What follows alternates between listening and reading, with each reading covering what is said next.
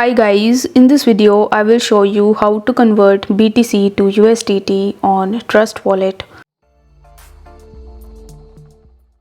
For that you need to launch your Trust Wallet app, and once you are on the home page you need to tap on this swap button in the bottom. Afterwards you will be landed on this swap page where in the top you will have to first select BTC.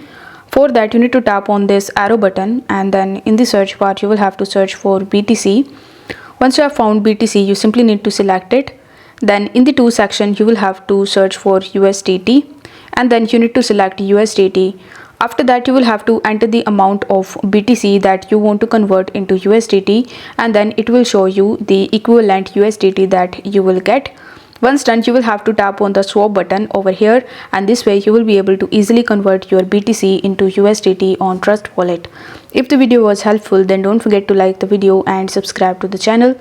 Thank you so much for watching.